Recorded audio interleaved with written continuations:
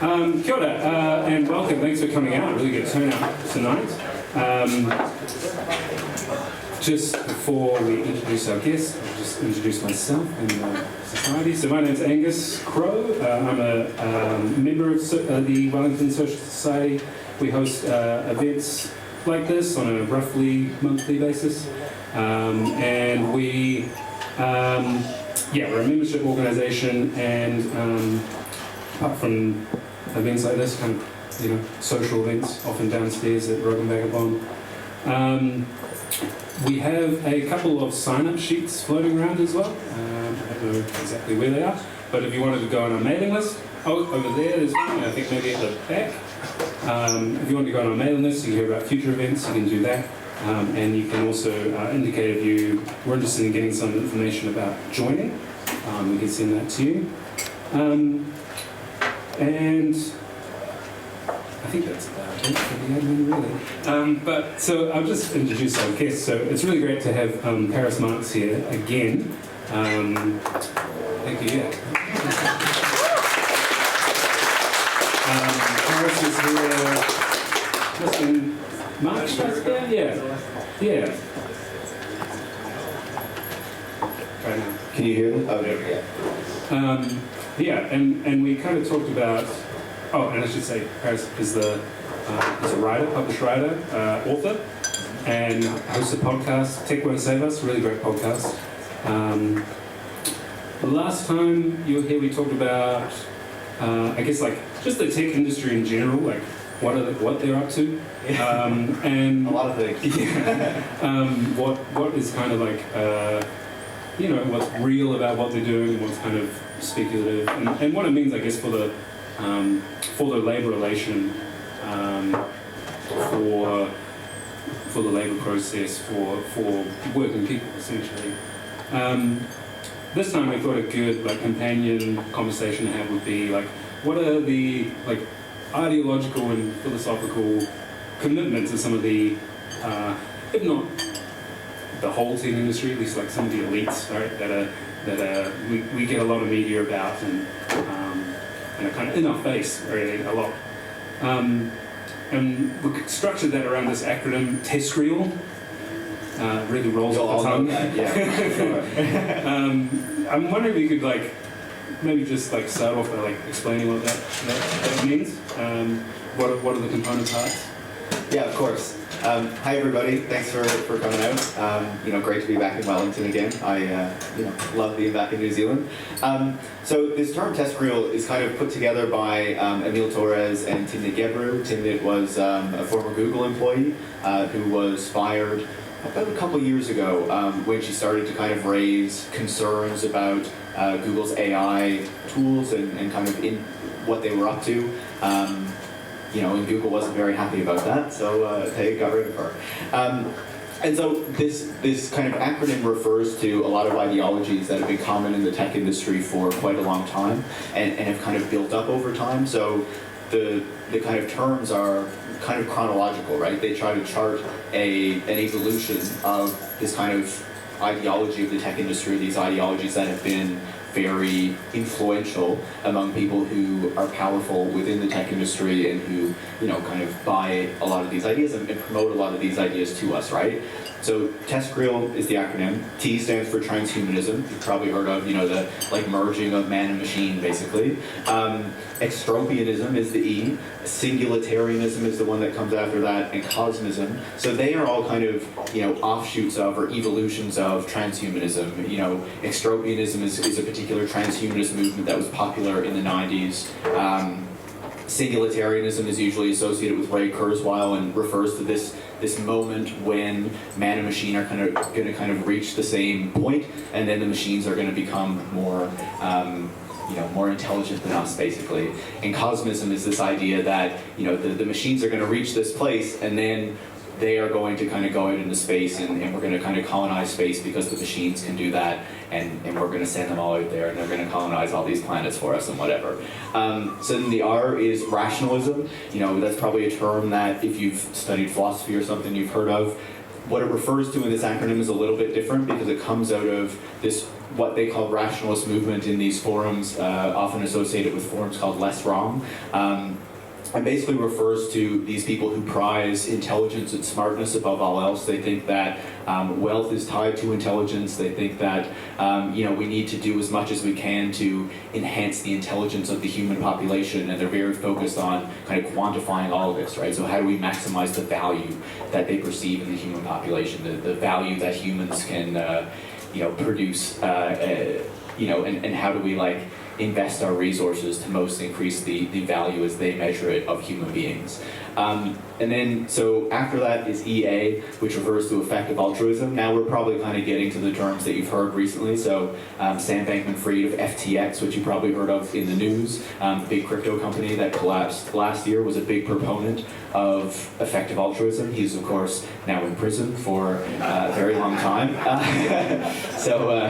He was very effective in his altruism, I'm sure. But basically that just refers to this idea that, you have all these wealthy people who have a lot of money. They like to get involved in philanthropy to justify their wealth. And they're saying, okay, how do we, invest our money or donate our money in such a way that we're going to get the most effective return? And of course, they're measuring that in very particular ways in order to kind of justify what they're up to, right? Bill Gates is kind of, a proponent of this as well. And then the final letter there is long-termism. Maybe you've heard of this one because it's kind of associated with effective altruism, but it basically takes what effective altruism does in wanting to quantify, what these rich people are doing, and saying, instead of thinking about what's happening right now or in the near term, how are we going to, donate our money effectively to address, really immediate problems, it says, okay, how are we going to do this to basically ensure that the human species is going to thrive not for tens of thousands or hundreds of thousands, but for millions of years from now. And the key thing that's part of that is that they consider a human life that might live in 1 million years to be of equal value to a human life that would be alive today. So if they think that they can invest their money to ensure that the human population is going to live an extra 10,000 years, then that makes a lot more sense. So, investing in things like space travel or colonizing other planets or whatnot, that makes a lot more sense than, say, donating money to address poverty or hunger or something like that in the kind of near term, right? So those are the kind of bundle of ideologies that this term is referring to, and it just kind of, you can sort of see the evolution there, the merging of man and machine, the idea of quantifying things, the idea of wanting to ensure that, the smartest people are the ones that are in charge, and we're kind of maximizing that, to some of the harmful things that the tech industry and the people at the top of the tech industry in particular are promoting today. Yeah, that's a lot. Sorry. No, that's great. I'm wondering if you could maybe give us as well, some of the, so who are the kind of influential people within some of these that are promoting some of these ideologies? I don't know, do you call them ideologies, or how would you, ideas? Yeah. It's an overarching kind of concept. Yeah, I think pick the term you want to use, right. Basically, right? So some of the key people there, obviously Elon Musk is a very important one, right? Elon Musk is the richest man in the world, I believe, still at the moment. He, not only being the richest man in the world, has a lot of influence, right? When he says something, the media tends to report it, even if it's something completely inane that makes no sense. But just because he tweeted it, it has to be in a news article, right? And so he, has obviously been involved in promoting this idea that we need to go into space, that we need to colonize other planets, in particular that we need to extend the light of consciousness into the stars, is a term that he likes to use a lot. And one of the things that you might have heard him talking about a lot lately is these fears over population decline and people not having enough children. So this is actually something he's been talking about a lot, for a long time. There's a reporter, Julia Black, who wrote a story about a year or so ago, where she spoke to someone who knew him in 2005, and this person told her that even back then he was talking about how Genghis Khan had reportedly, when he was colonizing Asia or extending his empire or whatever, had sired a ton of children, and so his DNA was prevalent throughout the human species. and he was like very interested in this, you know, not just from an academic perspective, I think. And of course, you know, you heard Jeffrey Epstein say very similar things. He kind of wanted to seed the human population with his DNA as well.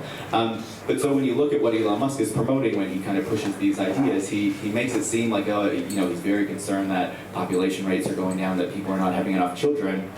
But then, of course, what we've seen recently is that anytime a migrant tries to cross the U.S. border, or, of course, the Mediterranean in the United States, he's very much against that, even though you would imagine that would be raising population rates. Anyone from Africa. Yeah, yeah. So, you know, it's concerned with very particular people. Going back to what I was saying about these people prizing smartness, he's specifically said that he thinks that smart people should be having more children. And he's also said that he thinks that wealth is associated with intelligence. So, you know, the richest people in the world are also the smartest people in the world. So those are the people who he's really concerned about, right? Right, yeah. And what about the kind of, I guess, the longer timeline of kind of where some of these ideas come from? You've already talked about transhumanism, which has been around for a while. There's like a transhumanist party in those space, is there? Maybe, yeah. What about some of the, like, it seems to me that it maybe goes back a bit further than that, to, I don't know, 19th century, even further. Yeah, absolutely. These ideas have a really long history. You know, you can go back to the founding of Stanford University, and it's founded on, you know, Stanford University is this very influential university, of course, in Silicon Valley, where a lot of these tech people kind of get their start or have some connections to. Of course, you go back to its founding, and Leland Stanford was basically talking about, he had a horse farm, and he was talking about how he was enhancing the kind of basically the horse capital of the time. You know, he was figuring out how to breed horses more quickly, to get them into the races more quickly so he could make more money off of them. And then seeing how he was doing this at the horse farm, said, okay, we need to apply these ideas to the school, you know, to children, to how we're training people.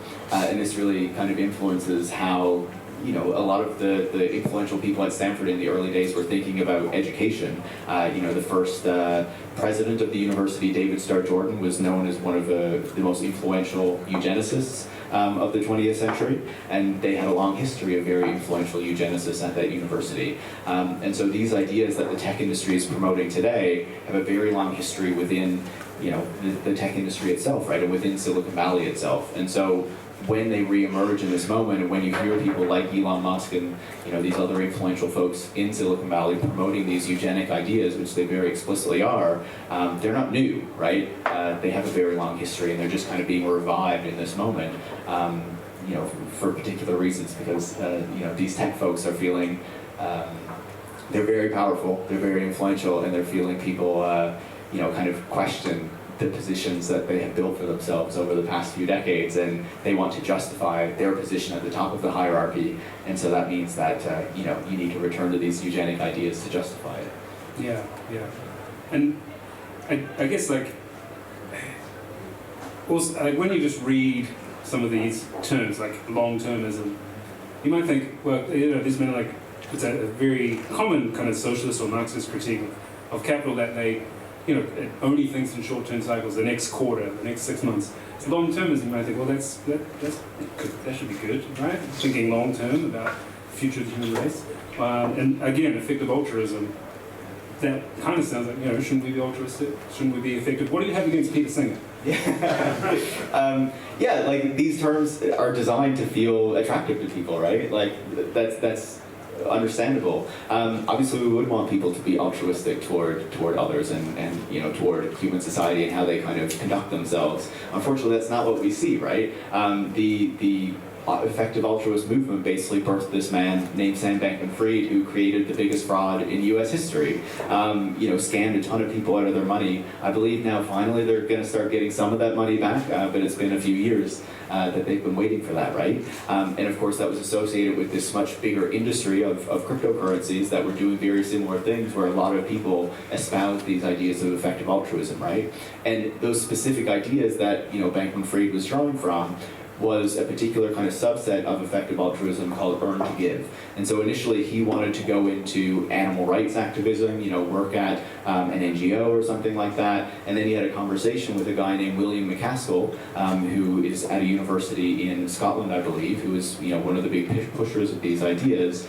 And he basically convinced Sam Bankman-Fried that he wouldn't have the impact that he wanted to have if he just went to go work at an NGO. He should actually try to make as much money as possible so then he could donate to that money to the organizations that he cared about, right? And of course that led to this man who did the biggest fraud in US history, not actually helping 100 people.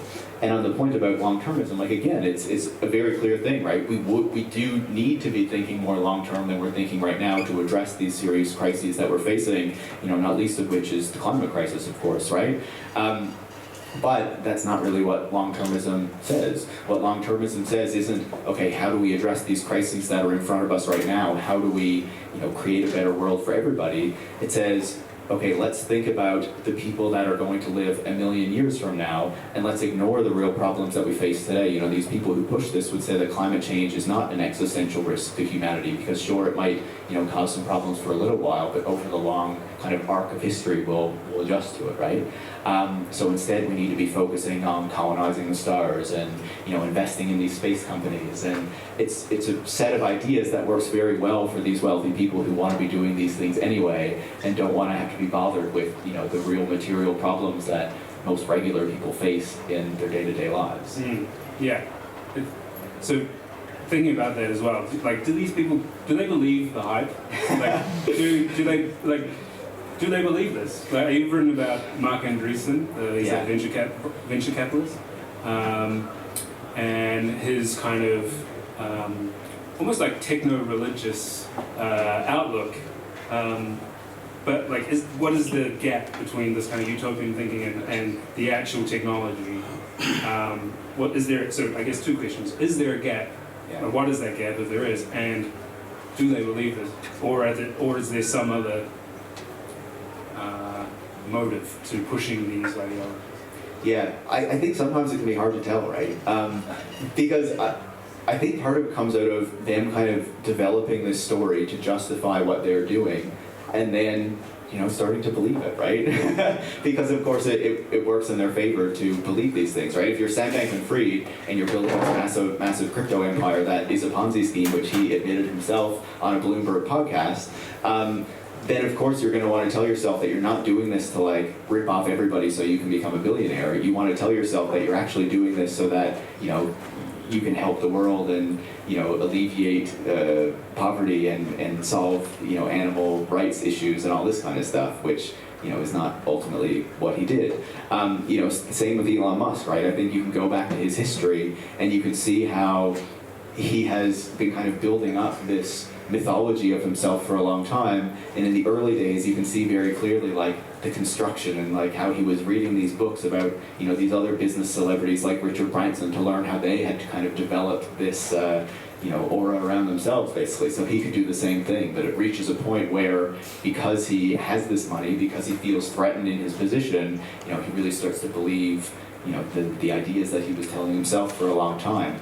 And then, of course, you talk about Mark Andreessen. He's this venture capitalist who, how do we even describe him? He started this firm called Andreessen Horowitz, and he kind of made his money in web browsers back in the day. There's this browser called Mosaic that was developed at the University of Illinois, and he basically privatized it as Netscape, and that was his claim to fame and how he started to make all of his money, right? So, kind of privatizing public research and then, reaping the gains of that, right? And then, of course, he used this to justify his entry into venture capital, his justification that he was kind of a tech genius, so of course you should listen to him. And he really promoted this idea that we need to be putting the founders first, right? Let's not think about the business aspects. If there's a real business plan here, let's trust the founders to really deliver on these big ideas that they have. And of course it was easy to do because that was right as they were entering a period of really low interest rates where money was cheap and it was easy to take these big bets that might fail, right? And so he has promoted a lot of ideas over time during the cryptocurrency boom, and during kind of 2020, 2021, he was saying that this was going to change everything, was going to, solve the problems in our financial system, all this kind of stuff. Once that crashed, he stopped talking about cryptocurrencies because he'd made his money, and that phase was over. Now, of course, you'll hear him talking a lot about how AI is going to transform everything for the better. There will be no downsides to it. It will make wars less severe. It will make us all more productive at work. It will, be our teacher and our doctor and everything. It will be amazing. Because that works for him, because that's how, his investments increase in value, so he can eventually get out, right?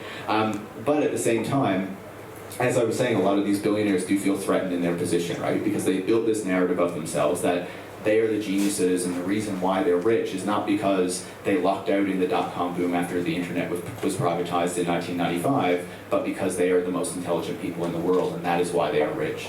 And so now, as people increasingly criticize their position and criticize, how they made their money and question whether they should have the power and wealth that they have, they are shifting to develop this kind of way of looking at the world that justifies their place in it. And so he wrote this manifesto called the Techno-Optimist Manifesto, I believe it was. And it was essentially this religious document, right? He's talking about how the world is making, or how technology is going to make the world better, but it's not based in fact or reality, and he's not kind of citing examples. He's saying, he's using the term we believe over and over again. It's based on faith, right?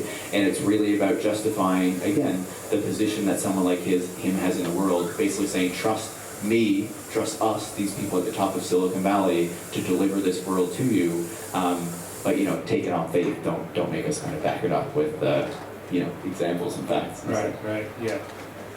Yeah, that's, I guess, like, you've touched on this just then as well, but like that relationship between, I guess, how these are becoming more prevalent, like, this kind of, these ideologies, these philosophies are being pushed more, and at the same time, the real economy is like not as good as it was a year or 2 years ago. So, yeah, what is that relationship between? We kind of talked about this last time a little bit with like Silicon Valley Bank. I guess the relation between how the real economy is doing and why these are becoming more prevalent now. Is it just a kind of defense mechanism in that sense? Yeah, I think so, right? Like if you look back at the history of Silicon Valley in particular, but the tech industry more broadly, as it kind of, spreads across the world pretty much, and every country is trying to replicate their own kind of Silicon Valleys and tech industries and things like that.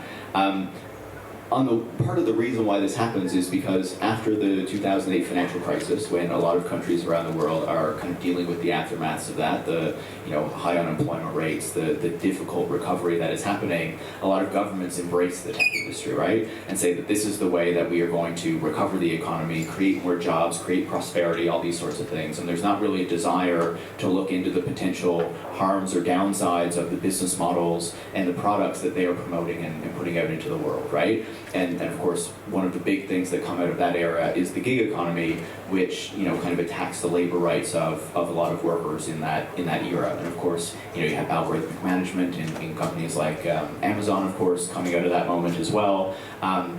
And of course, Facebook, which is the problem that we're trying to deal with and kind of put back into the bottle now as well. But all of these things kind of come out of that period, right? When the tech companies can kind of do what they want. There's not really a strong desire to regulate them or to try to rein them in, because they are going to recover the economy, and we need to do that because, if not, people will be really mad at their governments, basically. And so what also helps them in that period is that there's incredibly low interest rates, right? The interest rates are cut really low, so money is cheap. It's easy to start one of these really risky kind of startup ventures in the tech industry that doesn't really have a firm footing or business plan. And the idea is that you're going to lose a lot of money for a long time to try to basically have a monopoly, right? To gain a significant market share, where then you can raise price without kind of being wiped out from some sort of competition. And so obviously you see these companies grow in this time. The Googles, the Facebooks, the Apples become massive in that period of time. Apple and Microsoft, for example, are companies that are larger than many countries' entire stock markets at this point, even their entire economies. $2 or $3 trillion companies, right? And so the issue that arises there is obviously you have all this power in these particular companies and in the hands of the people that lead them, and they do not want to be displaced from, where they are, from the positions that they've built up. And that's part of the reason why these ideas are emerging in this point, because we've also seen a significant shift over the past little while where certainly these companies are very powerful. These executives are still very powerful. But after 2018, you have a lot more people who are critical, or at least questioning, what these tech companies are doing, talking about regulation and trying to rein them in or even break them up in some cases, but also questioning, the position of a lot of these founders and a lot of these billionaires and whether they deserve the positions that they're in and they deserve to be taken as seriously as they have been after they haven't, delivered on the promises that they've made. And so that's part of the reason why you not only have them promoting these ideas to try to justify their position, but you also have a lot of them increasingly embracing really right-wing ideas, whether it's, the kind of racist and anti-Semitic things that Elon Musk has been saying recently, or just in general their growing alignment with not just the Republican Party in the United States, but more of like the kind of Trumpian wing of the Republican Party, because they see that as defending their interests. I don't know. It's interesting how all this stuff kind of revolves around, like, I don't know, the Joe Rogan podcast. Yeah. You kind of touched there on regulation. I'm wondering just what you think. Like last week there were these hearings in Congress, right, about child sexual exploitation, I guess, on tech platforms. And there's this controversy around deepfakes. Lindsey Graham saying that tech companies have blood on their hands. What do you think about this, I guess, the tech lash, especially in a kind of bourgeois political context, and especially, I guess, coming from the right as well, because it seems like it could be getting on board as like a save the children, kind of defend that sphere, family sphere. Am I onto something there? It's interesting you talk about that, because there was a big documentary, maybe you heard of it last year, called Sound of Freedom, that promoted these particular ideas and, that the pedophiles are everywhere and all this kind of stuff. That was actually founded by people who are associated with Elon Musk. So they kind of helped make sure that that documentary got out into the world, could get made, all these sorts of things. Of course, and then not long after, one of the people involved with it was found to be a pedophile himself. The irony, right? Let's see, how to answer that question. I think on the list, so just... it's totally okay. I talk about these things all the time. So I think that the tech companies do have blood on their hands in many ways, right? Like Facebook has been associated with the genocide in Myanmar, very directly. These other tech companies have promoted a lot of things that I think we would think are harmful as well, right? We could look deep into their supply chains and see their reliance on, say, child labor to mine the minerals that go into making their physical hardware products. That's not just kind of electric cars, but many of the electronics products that we use today, and how at various periods they have wanted to show that they're trying to address that, but then when the public scrutiny goes away, they kind of return to some of the miners and smelters that were doing those things in the past that they knew about. I think the deeper question, though, goes back to what I was saying before, right? For a number of years, there was not really a desire to look into what the tech companies were doing, right, and the harms that they were causing out in society, out in the world, because there was this narrative that this is innovation, they are making the world a better place, they're creating jobs, they're creating prosperity, why would we want to get in the way of that? And this broader kind of idea that they wanted to sell us, that the way that we address the problems in our society are not through political solutions and not through the political system, but through technology, right? As long as technology advances, as long as we can, make new technologies, then that will address climate change, that will address affordability, that will address housing crises, all these sorts of things. And we've seen time and again that they have not really been able to deliver on that, because ultimately technologies can be a tool in solving, serious social problems that exist in society, but they're not the solution in itself, right? They need to be associated with a political program that can actually use them in such a way where they're going to be broadly beneficial to the public, and that is something that we have largely been lacking. And part of that is the justification of the tech industry, but also kind of the neoliberal orientation of a lot of our governments, where they're happy to leave it to the private sector and believe that they are going to solve these things. And so when it comes to the tech industry now, I think there is a real need to rein in these powerful companies and rein in these powerful founders, executives, whatever you want to call them. But I think that the difficulty is it's reached such a point where they are so powerful that they have a lot of influence with governments who are also trying to regulate them, right? One of the things that we see is often, say, Europe is positioned as a beacon for tech regulation and wanting to try to rein in some of these companies. They'll happily regulate the US firms, right? The ones that are kind of operating internationally. They're far less interested in regulating their own domestic firms because they want them to grow to be able to compete with the American firms, right?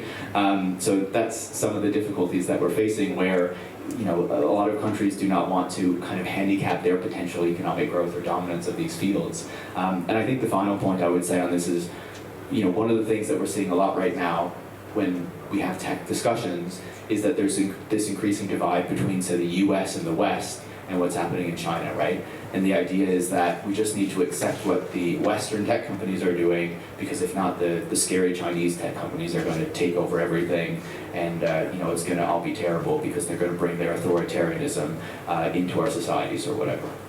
And I think that that's a really harmful kind of framing for these things, because it basically says we need to let the US or Western companies off the hook with what they're doing because there's this threat of the Chinese companies. And magically this threat emerged right as there was potential regulation and enforcement going to happen against the US companies.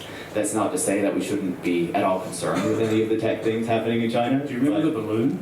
Yes, of course. Yeah, I remember the balloon. It was funny. One of the balloons, I don't know if you saw this part of the story, they shot down the first balloon, right? And then they identified 2 or 3 other balloons. And one of those balloons belonged to this student group that was experimenting with balloons somewhere in Michigan or something like that. And one day they were like, "Oh, our balloon disappeared," and then they watched the news and the military was like, "We shot down another balloon," and they're like, "Yeah, that was our balloon." But yeah, I think it leads us in a lot of these directions where we're kind of focusing on the wrong things, right? The narratives that we have often now are, oh my God, TikTok is such a scary thing, and it's collecting all of our data, and it's kind of influencing what people are thinking. And it's like TikTok is doing the same thing that all these other social media companies are doing. So instead of wanting to pass specific regulations on TikTok to outlaw it or whatever, why not pass regulations that apply to all social media companies to stop the tracking that they're doing, to stop the way that they're kind of algorithmically promoting this content, or at least regulate it, and all these sorts of things. So I think that there is a need for action, but I think a lot of the action that gets proposed to us is ultimately not what's going to address the core problems, and are kind of more focused on surface level things that will keep the issues going, because they don't ultimately want to rein in the power and the potential benefit that comes with having these tech companies operating, basically. Yeah, I think that leads really well into the last question I have there, and then I think we'll open it up to audience questions. We'll just go straight into to audience questions. But I think a lot of socialists will probably know that there's a kind of crude anti-technological critique of Luddism. Yeah. But at the same time, recently I've been seeing this term neo-Luddism kind of crop up a bit. So, but still, this tech, a real full-throated tech pessimistic critique isn't that popular on the left today, I don't think. And even if you probably even see the opposite, or maybe you did maybe 5 years ago.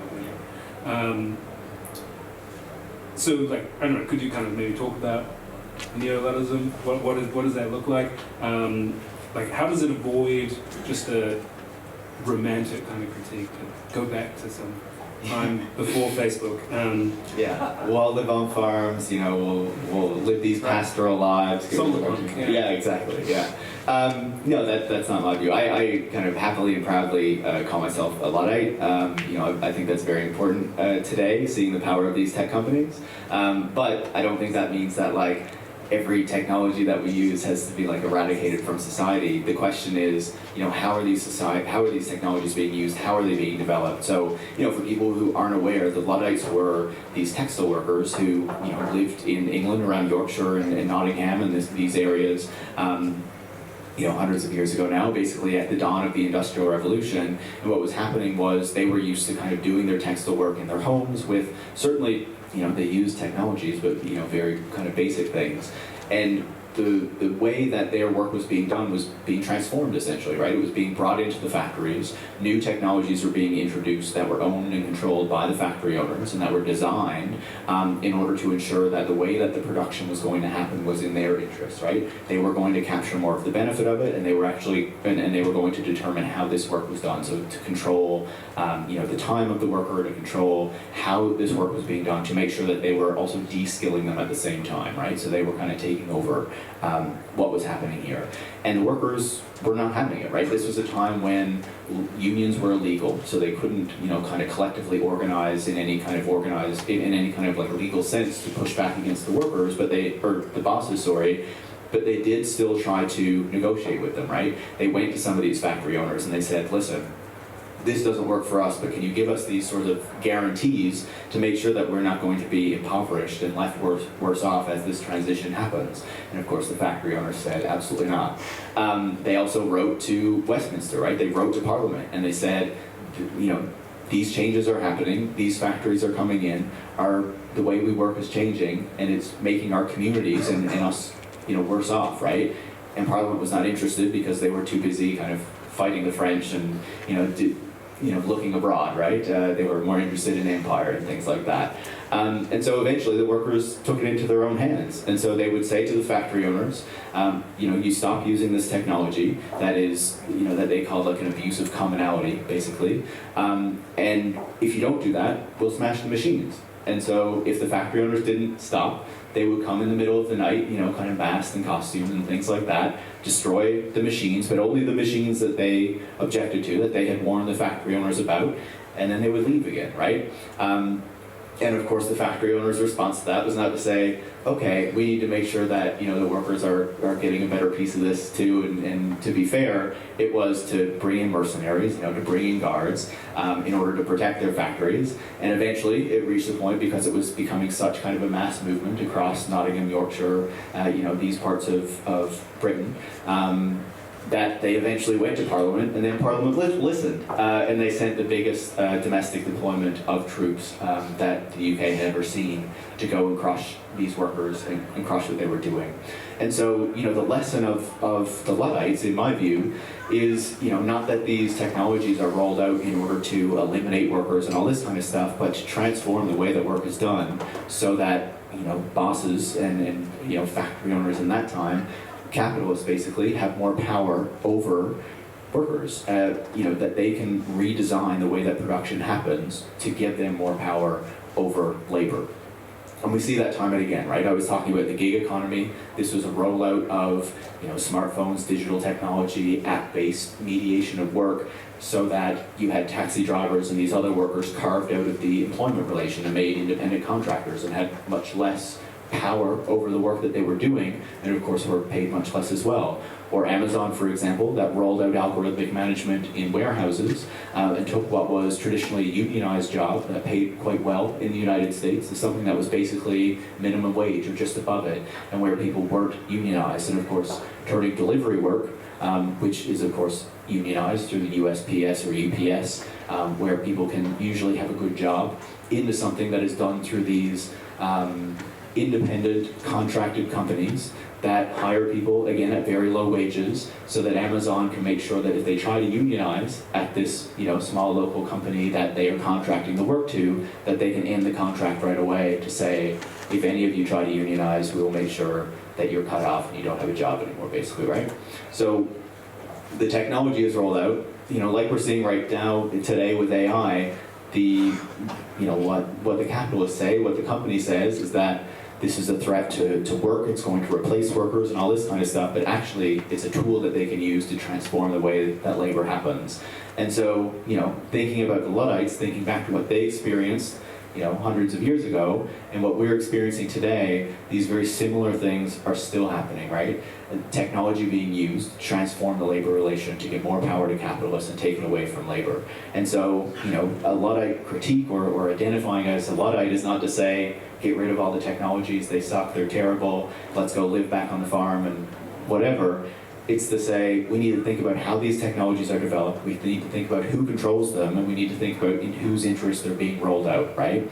And under a system like we have right now, under a capitalist system, the technologies that are developed are often technologies that will empower capital over labor. And there are plenty of examples through history, including going back to the Luddites, of workers developing technologies that would make themselves more productive, that would move things forward, but that would ensure that workers still have power over their labor, and that was unacceptable to capitalists, and so those kinds of technologies were often not developed. And so yeah, that's kind of what the Luddite view of technology is, I guess. Yeah, I think that's something I always really get from listening to you and the people in your kind of sphere, is that it's when the kind of like social intelligence is objectified in technology, and that it's used to break up the division of labor even further. That's that kind of mechanism that happens over and over again, that you just see recurring from the Luddites on through that AI. Absolutely. And I would just say, finally, I know I was talking a lot in that final answer, but what really woke me up to that, because I used to be someone who really believed in, the power of technology, these kind of techno-optimistic things that these tech folks were saying, right? Like, I believed that stuff. But it was really in the mid-2010s when I saw the last kind of AI hype wave, when they were saying the robots are going to take all of our jobs, the AI is going to eliminate labor, all this kind of stuff. The self-driving cars, we're going to get rid of the taxi drivers and the truck drivers and all this kind of stuff. And in that moment, I was like, okay, wow, there's this real shift happening. Like, how are we going to deal with this, where nobody's going to have jobs, or like many fewer people are going to have jobs, work is going to look a lot different.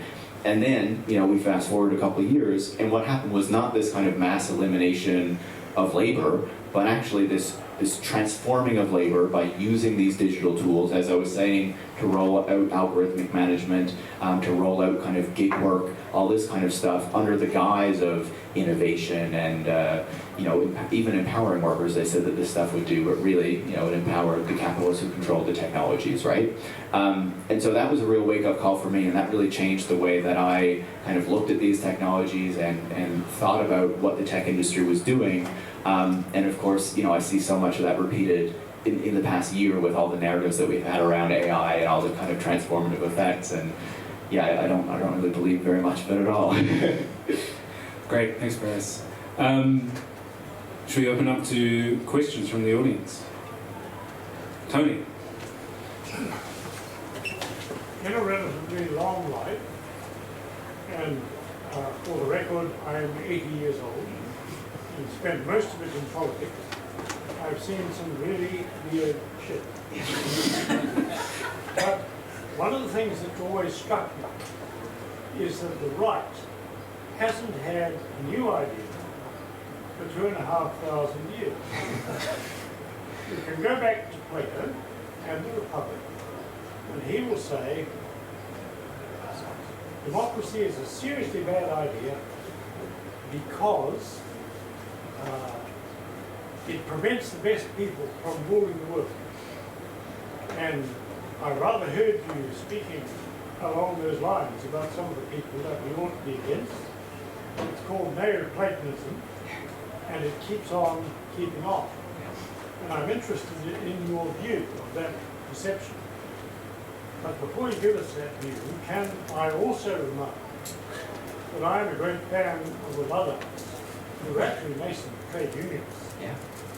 And it's interesting for people to know that Lord Byron was the only member of the British Parliament, over the House of Lords, who spoke up in their favour. And when he died, and as his body was carted north to be buried in the family vault, whole villages turned out to pay him homage as workers because of that. And so there's also a long counter history of those things. So let me hear your views on Mary Clinton. Absolutely. Thanks so much. And I think it's a great addition to the story I was telling about the Luddites as well. And I would say if anyone who wants to kind of learn more about the history of the Luddites, there was a great book out last year called Blood in the Machine by Brian Merchant. You know, obviously there are many other books on the Luddites that you can go and read, but that's a recent one if you want to check that out. And of course, you know, Lord Byron is a central character in that book, and you know, what he was doing. Yeah, it's interesting. I would say I'm not super familiar with Plato's work, so I can only kind of comment in a limited way. Believe me, he is not our friend. Yeah, totally. You know, I think it's kind of unsurprising to me that these people in the tech industry have framed themselves as kind of the geniuses, the people who are smart, the people who we should listen to. Because anyone, I think, who finds himself with that degree of power in that position is probably going to do something similar, right? And so they kind of emerge at this moment when the internet is privatized in 1995. Of course, all this capital floods into it. We have what they refer to as the dot-com boom, because there's all this kind of speculation around, you know, the internet industries and the tech industries and kind of what's going into that. And so there's a lot of people who start up companies in that moment to try to take advantage of it, people who are in many places in the right place at the right time, who just happen to be involved in you know, computer science departments, or who are in Silicon Valley, or who can very quickly kind of pivot to you know, associate themselves with that. And of course, some of them fail. You know, some of their companies completely flounder, but some of them are able to kind of make some money in that period, and naturally then start to say that they did that not because they were lucky in this boom and had particular privileges to get into it, but because they were brilliant, right? Elon Musk was ousted as CEO from his first company, Zip2, but the board arranged a sale to Compaq, you know, the former computer maker, and so he made off with, I think it was about $30 million so that he could continue it, and he was ousted as CEO from a second company as well. But you know, then he built up enough money so that he could start SpaceX and get into Tesla and start to kind of build this aura around himself, right? You know, someone like Mark Andreessen, of course, took this public research, privatized it, many of them were doing that at the time, and then kind of made private companies out of it, got very rich. One I found out about recently, which was fascinating to me, Mark Cuban, you know, maybe you've heard about him. He owned a domain name called broadcast.com, and he said that it was going to be the future of TV and all this kind of stuff, and he sold it right at the top, like right at the peak, to Yahoo for $5.7 billion. Yahoo shut it down a few months later. But that's how he became a billionaire. And so there were a lot of people just making like crazy amounts of money because there was all this hype and excitement that then crashed in early 2000. And so yeah, you know, then they kind of reposition themselves as the geniuses, as, you know, the people who we should listen to. And I'm not sure we should be buying that. I'm not sure if that completely addresses your point, but... Oh, can I add another fact that may interest you? Most of the troops commanded by the Duke of Wellington at the Battle of Waterloo were German mercenaries, because the British Army was in the north of England putting down the Londoners. Yeah. Thank you. Over here? Yeah, you. Yeah. Okay, slight change in tone. So Sure. Since you're here in New Zealand, you're looking around, what you're thinking about is apocalypse bunkers being built. I was trying to spy out Peter Thiel's home, you know, yeah. Well, in such an apocalypse situation, you have the opportunity to go into one of these bunkers. Who would you least like to be in this bunker? Oh my. Peter Thiel, Like in the microphone? Yeah, sure. So, are you done with the questions, or? I was going to give you some options. Okay, sure, go for it. Peter Thiel, Yeah. Mark Andreessen, Elon Musk. Okay, so the question is, you know, there's all these billionaires looking to build apocalypse bunkers down here in New Zealand. Some of them have already started, of course.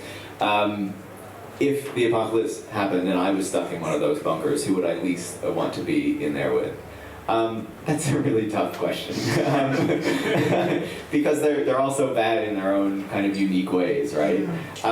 I think the one who would really drive me absolutely crazy is Elon Musk, of course. Especially like, you know, he was always kind of like slightly unhinged and like not completely there, but especially if we're talking about the Elon Musk that exists now, that is just constantly spreading like the craziest right-wing conspiracy theories, and like really believes them, and often says that the people who believe the media are like completely out there and have lost it, but it's the people like him who are finding like the real facts, you know, all the conspiracy theories that he spreads constantly. Real Dunning-Kruger stuff. Yeah. Who have like really figured it out, and you know, are like the smartest people in the world apparently. So yeah, I think he would drive me absolutely crazy, and I would not last very long in that bunker if I was trapped there with him. I'd hope where he's like lost it so much that I could like convince him to leave the bunker or something, you know, that they're all lying, like it's actually fine out there. You should go check it out for me. Yeah. Right. Folks? Hi Angus. So I was listening to Radio New Zealand the other day, and there are these people, Malcolm and Simone Collins. Have you ever heard of them? Speak No. up. No.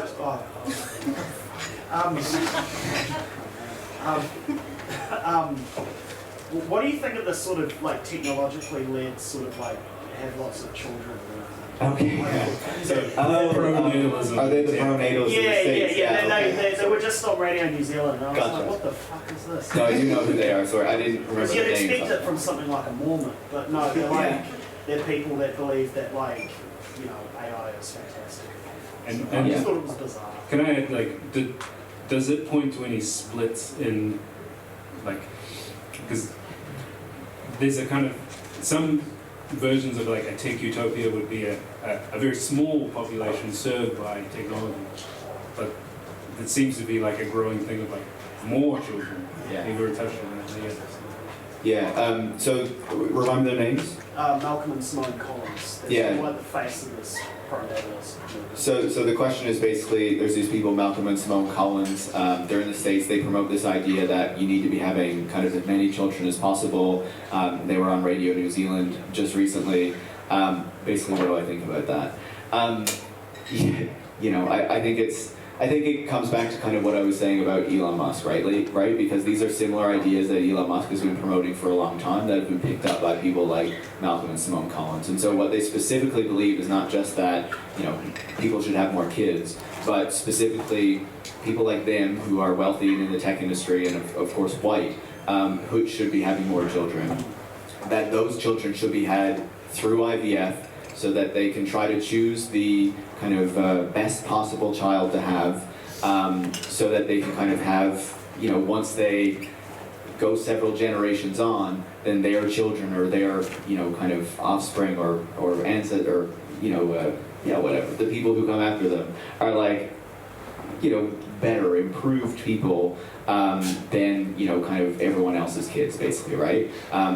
You know, when I was saying about these people feeling insecure kind of about the positions that they have because they feel like people are increasingly critical or challenging the idea that they are actually as smart or the geniuses that they claim they are, you know, it's kind of, a lot of these people, some of these people in the tech industry used to be more interested in trying to extend life, right? Maybe you heard that Peter Thiel would have these teenage boys giving him blood because he believed that that would be a way to keep his youth up and extend his life and things like that, right? Really vampiristic Is that not kind of happening? stuff. What? Is that not happening? I think he stopped. Okay. That's That's good. Yeah. But he was at it for a while. Maybe there are some of them who are still doing it. Actually, there's a guy, what's his name? Brian Johnson, I believe. And his son was his kind of blood donor for a while. I believe he stopped that as well. But yeah, it's some very odd stuff that's going on there. So basically, a lot of these people have pivoted now from investing in life extension to investing in genetics companies, right? And you know, trying to basically shape your offspring and figuring out how to choose the right kind of genes or whatnot when you're doing these IVF treatments in order to improve the kind of quality of the stock that you are having. And so they want to make sure that they have a lot of their own children through these processes. Most of Elon Musk's children have, were conceived through IVF as well, so that he could, do these sorts of things. A lot of them do this. It's basically a way to try to cement their privilege and their positions to make sure that their offspring are not only going to have the wealth, but also to be imbued with these qualities that they believe are going to make them more likely to succeed even more than just the wealth can do. And I think it's, it's super concerning, because I was talking about how these eugenic ideas have a very long history in Silicon Valley, and I think that these things kind of scream of eugenics and kind of the growing embrace of eugenics within Silicon Valley, within tech communities. And of course they would say it's a more liberal eugenics where, it's not kind of, they would say it's not like, kind of forcing people not to have kids, but if we want to do kind of eugenic stuff individually, then we should be allowed to do that, right? And I think it sets up a lot of kind of concerning ethical questions that we're going to have to deal with. Okay. Sort of seems that we're rather susceptible as a species to these sorts of like narratives and hypotheses that people have, like if you look at all of human history and say that that's cool things ever happen. Like how do we realistically challenge that? How do we prevent those from taking hold? It's difficult, right? So the question is, it seems like humanity is kind of set up to fall for these sorts of narratives that we've been talking about, and kind of how do we challenge that, right? I think it's difficult, and I think in part kind of the structures that we have are set up such that it's more difficult than ever for them to challenge those narratives that are coming from incredibly powerful and wealthy people, right? If we think about the press, of course, the press has kind of been eroded over several decades now. So you have kind of media institutions that have fewer resources, fewer journalists than they had in the past. There's not the there are not the resources, there's not the kind of the time in order to really dig into these things to try to challenge kind of the power that exists out there, to try to identify the problems with these narratives that the tech industry is having. So unfortunately the media is kind of letting us down in that sphere, and of course not everyone, there's a lot of people doing great work, but I think there's structural problems that are creating issues for the media to be able to serve that role that I think a lot of people expect them to be serving, and I think that that's something that governments need to address. But again, then I think governments are also not set up in such a way to challenge these things, because with the advent of neoliberalism, the privatizations and deregulations that happened over that period, they basically outsourced a lot of things to the private sector and say, kind of, you handle this, the state shouldn't be doing so much anymore. And of course that has also meant kind of an embrace of these narratives from the tech industry, and of course also this embrace of the idea that tech will solve the problem, because that means that us, the political sphere, do not need to actually wade into these areas or take any difficult actions. We can just leave it up to technology, and of course, there have been a lot of consequences to that, because there's a ton of issues, not just because we relied on tech, but other, relying on markets and things like that, that there's a lot of issues we're facing now, whether it's around housing affordability, the climate crisis, all this kind of stuff, that is really coming back to bite us, and there's not kind of the institutional desire or even kind of capability to try to address these things, so that's a real problem. And I think just generally, when we don't have education about the history of these sorts of things, where are people going to learn about the history of the tech industry in just a common way, or the beliefs and ideas of these powerful people, especially when you have media and politicians who, for a long time, kind of held them up as geniuses and people who are going to solve all our problems and all that stuff. I don't think it's a surprise then that a lot of people in the public then also buy into these ideas and believe kind of what they're being told and what's been kind of pushed at them, but from so many different sources. So yeah, that's to say, I think it's a big challenge. Obviously there are people who are trying to push back on that, who are trying to promote alternatives. But yeah, it's an uphill climb, certainly. Should we do one more? Peter? I if I heard Angus correctly, I think he asked you some question about a critique you have of Peter Singer. Is that correct? No, I think that was. I don't know the specific critique. Well, Peter Singer, he's kind of like an effective ultra. Yeah. Is he like one of the originators of this idea? Yeah, it's where a lot of the ideas come from. Yeah, and he's a utilitarian philosopher, exactly, right? So, Because he was the big animal lib.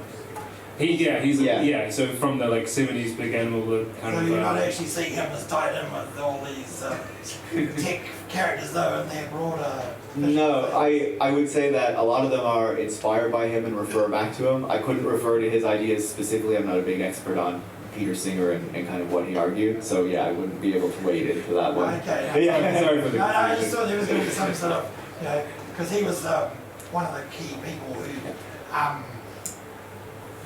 really got the whole animal lib thing and a great deal of vegetarian veganism going on, the idea of suffering and looking at, breaking things down to if it's all right, if you should not do this thing to a human because it's the same thing, So I was just interested if there was some way that he was somehow implicated in this greater evil rather than... Yeah. He was another hero bites the dust type. He encouraged, as utilitarian, he encouraged the idea that great people had more value in society, so their life was worth more. So that's possible. Yeah. And I guess there's that connection, that does, the kind of animal nothing liberation. I read of his ever indicated that he was particularly valued No. people. I mean, one of his arguments was that it shouldn't matter about how intelligent something is, it's just whether it suffers. So, but I can see also how it would go one from... set of ideas can be interpreted in many different ways by different groups. And that kind of utilitarianism is really at the core of effective altruism and long-termism, right? Yeah, this idea that we need to calculate everything, this idea, like, they have some really kind of odd calculations, like that if there's one person being tortured for 50 years and like the whole of humanity has a speck of dust in their eye, that it's better to address the speck of dust in everyone's eye because like the cumulative suffering is greater than just one person being tortured for 50 years. Like, these really odd calculations, like, Is that just nerd math? Yeah. It's like your math? It sounds in the long run that it's what can most benefit, most support my argument for being rich and Totally. powerful rather than...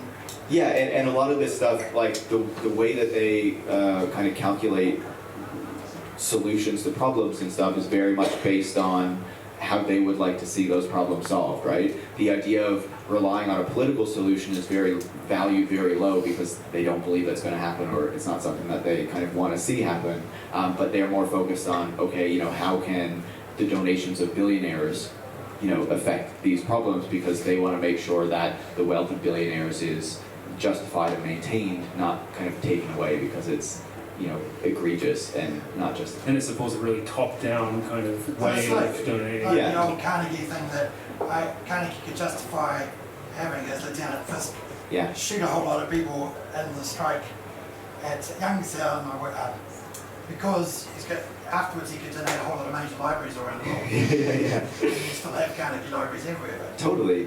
And these ideas are not new, right? They have a really long heritage to them. It's just renewing them, updating them, adding new things to them to justify a new range of really wealthy people and their kind of position and status in society. So should we support sending them to Mars? I would love to give Elon Musk a one-way ticket and then never come back.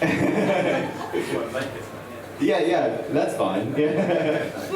We can tell him like it's beautiful up there and it's a great place to live. You won't choke and die and get cancer and stuff. Yeah. I think that's a really great place to leave it, to be honest.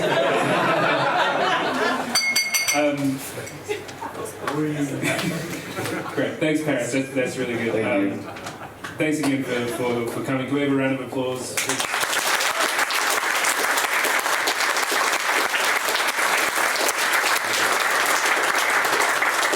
It's really gracious of you to, we had you last year and to reach out to us again and say, hey, I'm going to be back. Would you like to do some? That's it. Now I have to come back next year. Wow. Let's make it end. Let's book it in. Yeah. We've got a week if it's a copy of Counter Futures, left-wing journal here in New Zealand. Awesome. Hopefully there's some interesting articles for you there. Fantastic. But hey, did you have anything you want to plug? Yeah, I do actually. Other than my podcast. I've always wanted to say that.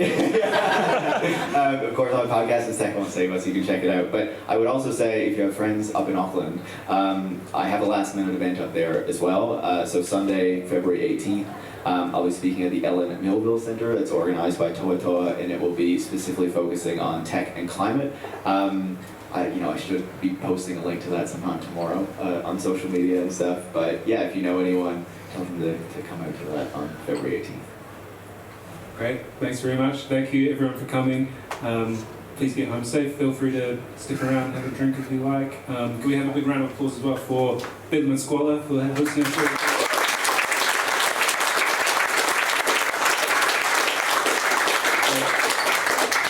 Okay, thanks everyone. Pull money in. Thanks everyone.